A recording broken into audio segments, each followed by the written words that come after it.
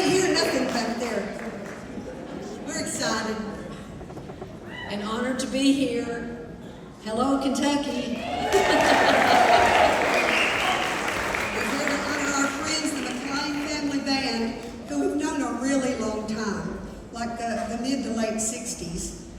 Our families were friends. We probably met them at Bill Monroe's Bean Blossom Bluegrass Festival. We were just a little family band, and they were a family band, and they made a big impression on us right away. The first time I remember hearing them play was probably the following year, in 1969, at Hugo, Oklahoma. And what struck me about the McLain Family Band was that, well, first of all, they were amazing musicians and singers, but they were not like anybody else on the bluegrass music circuit. They were such individuals, and it was obvious that they worked at it, that they did songs that they did the classic bluegrass songs like Bill Monroe and Flatt and Scruggs did, but they also incorporated their own songs and songs from all kinds of genres of music. And it was, they were an amazing hit at that festival. Oh yes, they were. And you know, we had a lot in common with them because our dads were a lot alike.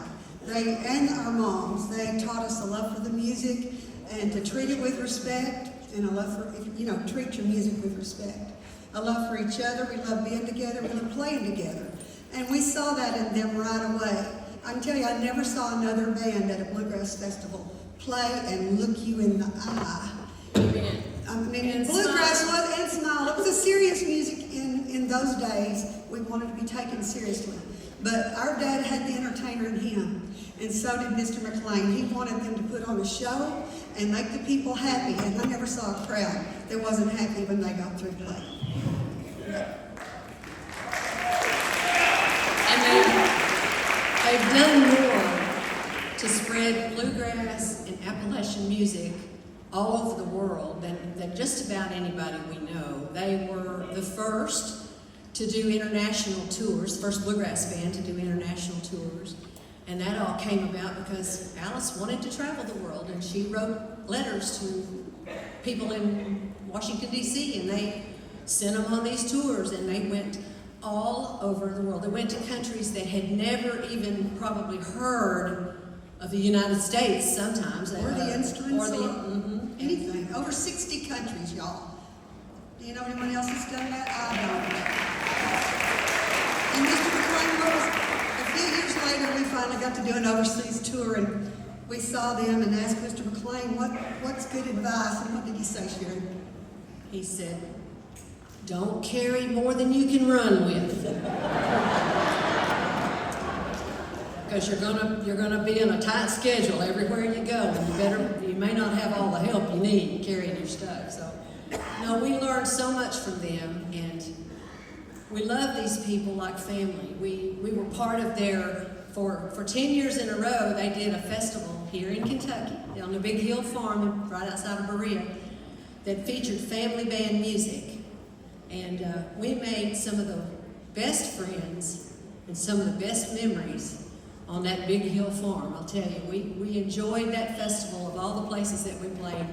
We wouldn't miss it. If they hadn't booked us every year, we were coming anyway. So. They sang at our weddings, we sang at their weddings. We're talking close-knit people that ate together. And we might go all year and not see them because we're working one way and they're working the other. But when we got back together, it was like no time has passed. And it's been that way again today, getting together with them, sharing the meal and seeing their exhibit. We're just so proud of the ambassadors they are. Their grandpa taught, their dad taught music, Alice taught music, Raymond and Ruth. Alice teaches. That is something that they are serious about, is pouring into the next generations and raising up young people to follow in their footsteps. So we're just so thankful that the Lord let us meet them all those years ago and let us be good friends. And we're really proud to help induct them into the Kentucky Music Hall of Fame. So we nice hand for the McLain Family Band.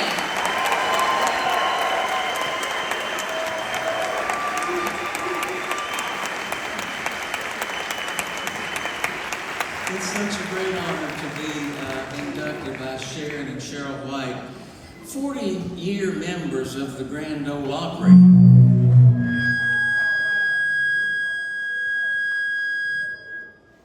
That was quite a fanfare. 40-year members of the Grand Ole Opry, Sharon and Cheryl, and lifelong friends. You know, it's wonderful to have such terrific.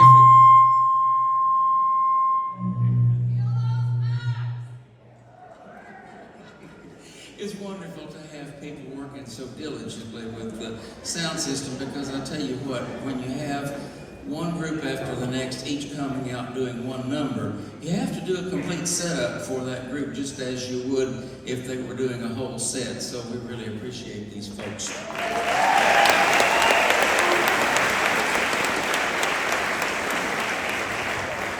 And Sharon and Cheryl were talking about our long relationship. We have been friends since before we were old enough to be able to drive cars legally. But I'm so proud of my family. Each member of the band brings something unique and powerful to the McLain Family Band, and has since 1968, when we started our first television program in Hazard, Kentucky. At that time it was WKYH television, now it's WYMT.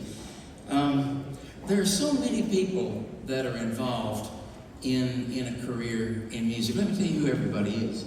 Okay, this is my brother Michael, Daxon Lewis, Jennifer McLain, my sister-in-law, Al White, my brother-in-law, Nancy Ann, our sister, and my sisters, Alice and Ruth. And each one of them has brought something huge to the group and has stepped up when it was necessary. We were very proud to be able to represent our country and our music and our region, and in many places around the world, many times under the auspices of our United States Department of State, and it was a huge honor to do that, as the Whites also have done that too. But I was going to say, there's so many people that are involved in a career in music. It's not just us. It's these guys that are running the sound system. It's television producers. It's people that do marketing and graphic design and public relations. And it's our wives and husbands and our loved ones.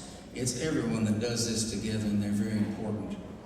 One of the things that Alice and Ruth and Nancy, the five of us kids, did that was brilliant is we made a very wise choice in parents. And our father and mother did so many things. Daddy was visionary. He really was able to do so many things and willing to do so many things, work so hard. Who would think that if somebody asked you, oh, would you please develop and teach a course in bluegrass music and a college course in Appalachian music at Berea College in 1971. He took that challenge and he did it very well. Who would think that they could take their family band and figure out how you could play with symphony orchestras as a bluegrass band and tour that and do it with over 100 symphony orchestras over many years and do major works? Who would think that you could start a festival of family bands and have people from, I couldn't begin to tell you how tens of many of musicians and audience came from all over the world, and people, some people in this audience tonight. We really want to thank Jessica Blankenship, the Board of Trustees. We want to thank everyone at the Kentucky Music Hall of Fame. We want to thank our families, and we want to sing something for you that Daddy and I wrote together. Now, right now, our society seems divided, very divided, as much as any time in my lifetime. And Daddy firmly believed that music could bring people together. He wrote a song called Music's Got the Power for Turning Things Around. And he believed that, and he trusted it. And I do too, and we do. So we were on one trip far from home, far from Kentucky. And we were homesick. We were young. And Daddy was trying to make us feel better, and he said, you know, that breeze that's blowing across your face right now, one time that same breeze blew in Kentucky. And it made us feel at home. Because after all, we all share the same wind. Daddy wrote these words, and I wrote the tune. It's called Kentucky Wind. And thank you all so very much. I'll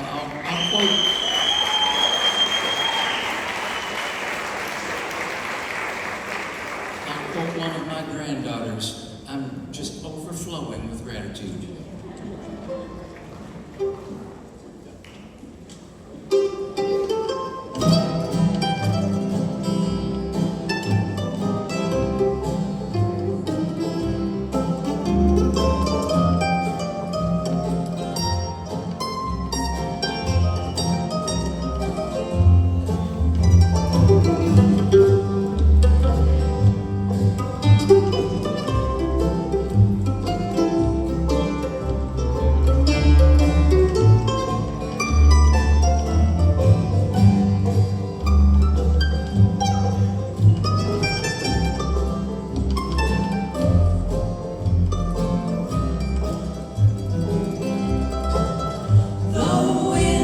Sing